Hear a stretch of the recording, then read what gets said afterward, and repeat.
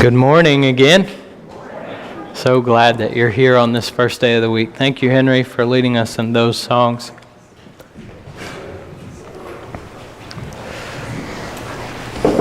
There was a family that lived on the outside of a town, and from time to time the father would travel into town to buy supplies.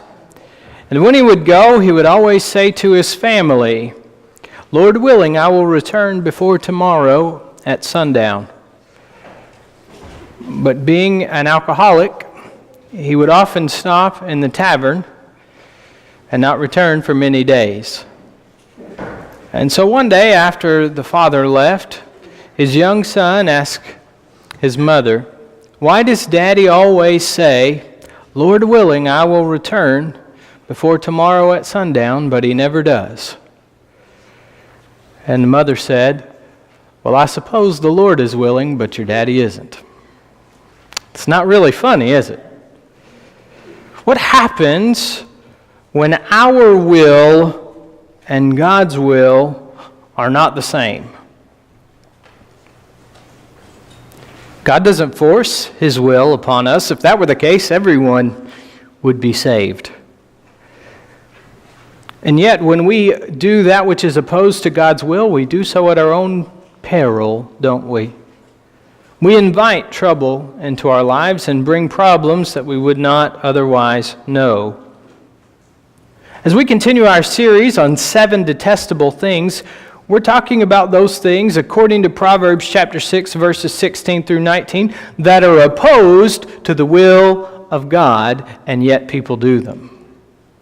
And they do them to their own detriment. And this morning we come to the 4th one on the list, a heart that devises wicked plans. Now, as we've already noted in our study of these 7 detestable things, it is not the actual body parts that God hates, but the actions that are taken. But unlike the previous things that we've noted on the list, eyes and tongue and hands, the one on the list this morning is not really a physical body part, a heart that devises wicked plans. And yet it is just as dangerous, if not more so, than the other things that we've considered on this list. So what I'd like to do with you this morning is to define the words in this phrase so that we can better understand it and so that we can better do differently than what is listed here. And so we begin with the word heart. I could tell you what the word in Hebrew is, but it probably wouldn't mean much to you. It doesn't mean a whole lot to me. But it is a word that occurs many times in the Old Testament. It is used in Genesis chapter 6 and verse 5, which says, "The Lord saw that the wickedness of man was great in the earth, and that every intention of the thoughts of his heart was only evil continually." Now you can see how in Genesis chapter 6 and verse 5, it is the thoughts of man's heart. Now to the Western mind, that seems a little bit odd. The heart does not think. It is the brain, it is the mind that thinks. But this gives a little bit better idea of what is meant by this word, heart. It refers, according to the New English translation, to the inner person, to the person in their emotions and their thoughts. And so it would not do really in English to say heart or even mind, but perhaps to say will. The will. What a person chooses to do on the basis of their emotions and their thoughts, their will. In fact, in Genesis chapter 8 and verse 21, in the course of course, Genesis 6 here is where God is about to punish the earth with a flood because of the sins of mankind. In Genesis chapter 8, it says that God said in his heart, or God said to himself. Now, God is not a physical being with a heart or a mind, and yet we know that he thinks and he feels, or he's described as thinking and feeling, as much as a spirit can do that. So it is the inner person. It is the inner person that chooses what we do, that is described by this word heart. And so the wise man says that God hates a heart that devises wicked plans. We find examples of this in a good way and a bad way. In 1 Kings chapter 8, when Solomon is getting ready to dedicate the temple, this is what he says, beginning at verse 22. Then Solomon stood before the altar of the Lord in the presence of the assembly of Israel and spread out his hands toward heaven and said, O Lord God of Israel, there is no God like you in heaven above or on earth beneath, keeping covenant and showing steadfast love to your servants who walk before you with all their heart. It is the will that chooses to do either what is good here in 1 Kings or what is evil there in Genesis chapter 6. Now we know that God does not actually hate anyone. He does not hate our inner being. He hates what our inner being chooses to do. And it is true that more often than not, humankind in general chooses to do what is opposed to God's will. We choose our will over His will. And individually, we understand that as Christians, we have determined that we will no longer live in that way. Nevertheless, God says of the heart of man in Mark chapter 7, verses 21 through 23, Jesus speaking, that from it flow all kinds of evil. Mark 7, verses 21 through 23.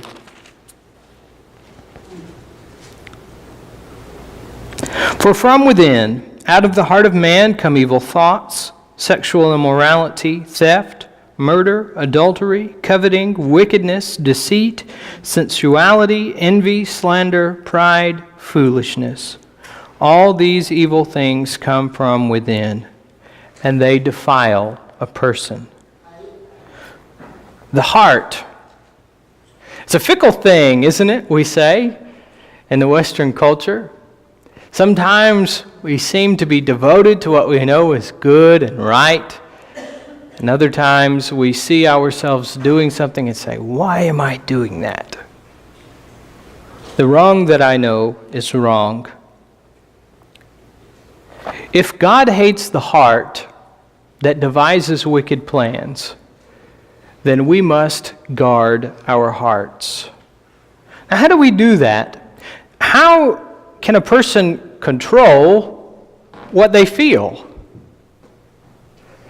Have you ever watched a scary movie, and after that movie you feel nervous, paranoid, afraid? Because of what you allowed into your mind. You determined what you would feel. In the early 1960s, a man by the name of Norman Cousins, he was a journalist, went into the hospital with a medical condition, and he was told that he had a 1 in 500% chance of survival by a doctor who was also a friend of his. And Norman Cousins decided that he was not going to resign himself to that fate. And so he began doing research, as any good journalist would do. And he realized that the environment where he was not benefiting him. And so he checked himself out of the hospital and found a doctor who would work with him and checked himself into a hotel. Now, this is in like 1964. He began taking vitamin C shots and watching funny movies on a projector in his hotel room. He did not die until 1990. He went on to live a relatively normal and healthy life because he chose not to give up, but he also chose what he would feel. Now, his case has been studied by many, and nobody can say for sure exactly why he overcame. Perhaps there was a misdiagnosis in the beginning. Perhaps it was those vitamin C shots. Perhaps, who knows? But he chose what he would feel, and what he chose to feel made a difference in who he was and what he did. What we allow into our minds affects what we do and what ultimately comes from our hearts. You see, there are no wicked plans. There are no wicked plans without a heart. Objects do not make plans. People, beings, make plans. And so we must guard our hearts so that the plans that we make are pleasing to God. But how do we do that? We said, okay, what you put in controls what comes out. What are some practical things we can do to guard our hearts? To guard our hearts, we can go to God in prayer. To guard our hearts, we can listen to God's Word. I think all of us know that, don't we? There's some ways, though, that we can also shut out the things that aren't so great. You know, we just recently moved. I used to have a 1-mile commute, and now I have a 3-mile commute. Some commute, right? I bet you're envious of me. No. Turn off the radio in the car. When I first got my Corolla, I had that old 96 Jeep, and the radio didn't work. And I was nuts about the radio, all the time listening to the radio. Turn it off sometimes. Use that time in the car to pray or to listen to an audio Bible. As a family, maybe take one night a week and eliminate screen time. And the extra time that you will undoubtedly gain, use for family Bible study. What you put in affects what comes out. So now we understand a little bit about the heart. Let's take a look at the heart that devises, and we're going to follow the Hebrew word order, the heart that devises plans. The Hebrew word order actually says a heart that devises plans wicked. So we'll look at wicked last. But we have two words here with devises and plans. The first word is a word that originally referred to an engraving tool. Devises means something like to engrave.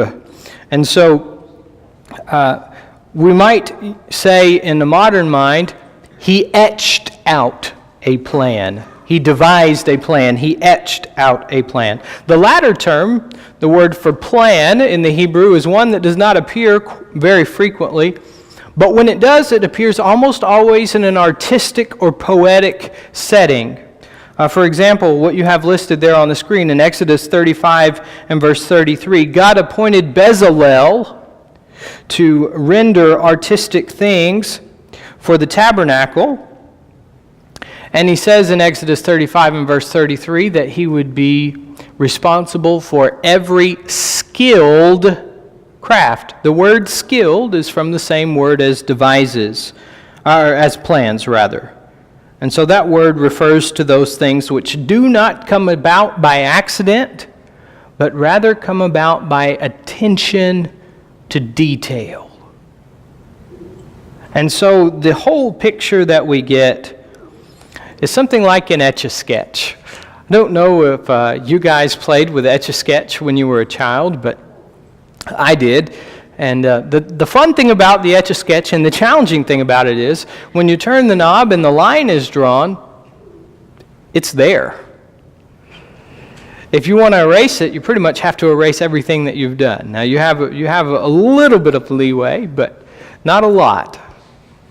And so you imagine someone drawing a masterpiece on an Etch-a-Sketch, and how they have to think ahead, because at some point I have to change directions. I can't make a circle on an Etch-a-Sketch, and I can't really erase what I've already done on an Etch-a-Sketch. And so I have to think through every movement and plan ahead in order to achieve a masterpiece.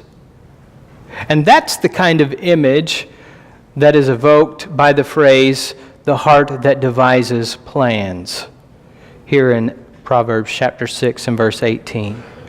Something that required forethought and attention to detail. Now we find the word plan being used in a number of places. Almost always, when it's not referring to art, it's a negative term. And that's certainly the case in Exodus chapter 8 and verse 3. Or Esther, not Exodus. In Esther chapter 8 and verse 3, then Esther spoke again to the king. She fell at his feet and wept and pleaded with him to avert the evil plan of Haman the Agagite and the plot that he had devised against the Jews. That word plan, again, the same word that is used here in Proverbs chapter 8 and verse 16. It's one thing, isn't it, as Christians especially, for us to have a momentary failing. We know that we've all sinned, and that there's a pretty good chance that we will sin again. But we try to the best of our ability as Christians not to do that, and often when it happens, it catches us by surprise. But what about premeditated sin? What about being somewhere and thinking, oh, how I would love to have a drink, but I can't do it in the present company? Or, oh, how I would love to listen to or watch or read something that I cannot while others are watching. Do you make plans to do what you know is wrong? It's what the wise man is speaking about in Proverbs chapter 6. What do you dream about? Do you dream of being younger and richer and more successful? Or do you dream of serving God better, of taking better care of your family, and doing a better job of bringing others to Christ in your community? What you dream about and think about will become, in some way, your reality. Walter's father, Elias, was a strict man. He believed in hard work and not much else. And he expected that from his children. And he struggled with Walter, who was especially distracted, who gave far too much time to what Elias saw as silly things, vaudeville and drawing caricatures. And so as soon as he could, Walter left home. At the age of 16, he attempted to join the army, but he was too young. And so when he could not get into the military, he forged his birth certificate and joined the Red Cross and went to France, only to find out that the war was already over. So he came back home, began working for a local art company. He was laid off after Christmas when the demand died down. So he and a co-worker began a business of their own, which quickly failed. But not deterred, Walter began yet another company. And this one did a little bit better, but it too eventually folded. So one night on the train, a little bit down, Walter came up with an imaginary friend named Mortimer. But you know him as Mickey Mouse. Walter Elias Disney came up with a mouse. And he's often quoted with reference to what you dream.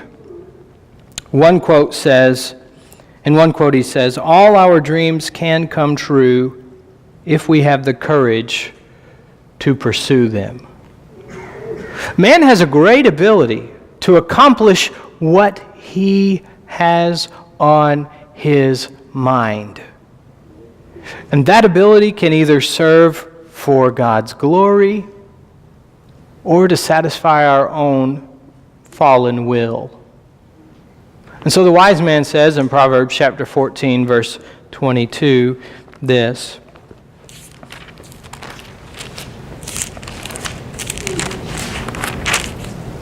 do they not go astray who devise evil? Those who devise good meet steadfast love and faithfulness.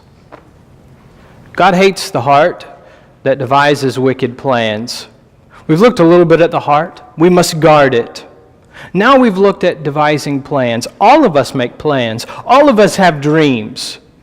Will our dreams bring us astray or to steadfast love and faithfulness? The last word is wicked. Unlike the other two words, it's hard to trace the origin of this word in Hebrew. But in the various contexts in which it appears, it can refer to trouble, to mourning, as in grieving, and to iniquity. In Job chapter 5 and verse 6, in one of his speeches, Eliphaz says, "For affliction does not come from the dust, nor does trouble," that's the word we're looking at, "nor does trouble sprout from the ground." In Psalm 36 verse 4, "The man who does not fear God lies on his bed and plans trouble." The English Standard Version says specifically this way, "He plots trouble while on his bed." And so we get a sense of this word, trouble, mourning or grieving, iniquity, all things that fall below God's standard for us. Trouble, grieving, iniquity, all things that fall below God's standard for us. Think about that. When God created Adam and Eve and He placed them in the garden, He did not design them to die. They chose to eat the fruit, and the consequence of which included death. God did not create death when He created the world. It came about because of sin. And so the mourning, the grieving that we know because of death is the result of sin being in this world. That is not God's ideal world. Trouble is not part of God's ideal world. Now, Adam was given the responsibility of tending the garden, but he was told after he and Eve partook of the fruit that by the sweat of his brow he would provide for himself. And so the trouble that we know is a result of sin in the world, and sin itself. God did not design sin, though He gave us free will.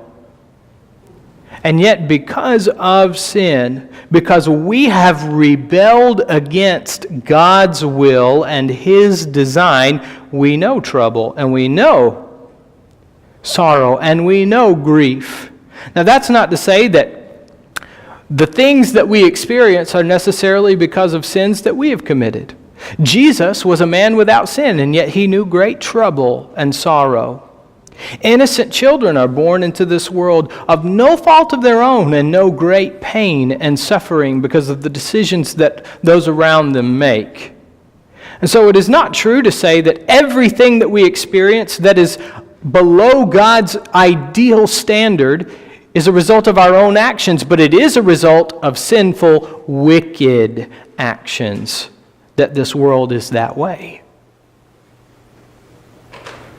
And so it makes sense that if these things that are described as wicked are below God's standard and His desire for us, that He would hate them, doesn't it? And yet all of us have chosen at some point to do those things. And because of that, Christ came. And He died, so that in spite of what is wicked, we can know what is holy.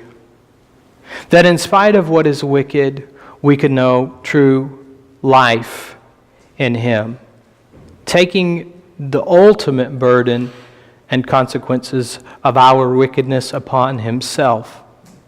And so in light of the cross, how would we define now what is wicked. I would turn your attention to James chapter 3, beginning at verse 14.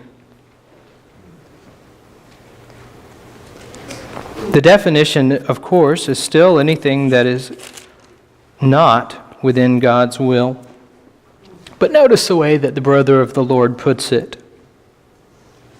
James chapter 4, beginning at verse 13, 4:13, not 3:14. Come now, you who say, today or tomorrow we will go into such and such a town and spend a year there and trade and make a profit. Yet you do not know what tomorrow will bring. What is your life? For you are a mist that appears for a little time and then vanishes. Instead, you ought to say, if the Lord wills, we will live and do this or that. As it is, you boast in your arrogance. All such boasting is evil. So whoever knows the right thing to do and fails to do it, for him it is sin. We often quote that verse 17. And I think that it can be applied in a number of contexts. But in this original context, James is saying, if you know that it is right to trust in the Lord entirely for your entire existence, for everything you do, and you don't do that, that is sin. You don't say, we're going to the city to do this or that, unless you say, if the Lord wills. Unless you realize that you cannot do anything unless you depend entirely upon God. Leah Naylor Morris put it this way in her famous hymn, Sweet Will of God. My stubborn will at last hath yielded. I would be thine and thine alone. And this the prayer my lips are bringing. Lord, let in me thy will be done. Sweet will of God, still fold me closer, till I am wholly lost in thee. Sweet will of God, still fold me closer, till I am wholly lost in thee. There are 7 things that the Lord hates: a lying tongue, haughty eyes, hands that shed innocent blood, and today, a heart that devises wicked plans. A will that decides to go against the will of God. There was a man living in New Zealand who didn't like wearing his seatbelt. This is a story from the Associated Press. So he refused to wear his seatbelt. And 32 times he was ticketed for failure to wear his belt. And so he came up with a plan. He made a fake seatbelt, attached it to the top of his seat in his car, and draped it over his shoulder. And the tickets stopped. Then one day he was in an accident, and his head hit the steering wheel, and he died because he wasn't wearing a safety belt. God's will for us is for our very best spiritual well-being. And we can resist it and feel as though we've gotten away with it, but one day there will be a reckoning. God's will for you is that your will would be His will. That you would find in His will what you long to do and to be. He hates a heart that devises wicked plans, but He saves the heart that surrenders to Him. Maybe you need to do that this morning. Maybe you would like to submit to the Lord, to give your will to Him, and find in Him His will. If you believe that Jesus is the Christ, based upon that belief, you turn away from sin and confess His name, and we'll baptize you in water for the forgiveness of sins. You can rise to walk a new person with a new will. There will be days when you will struggle. There may even be days when you're tempted to make those wicked plans, but God will be with you, and His people will as well. If you need to respond this morning, this invitation is for you as we stand and sing.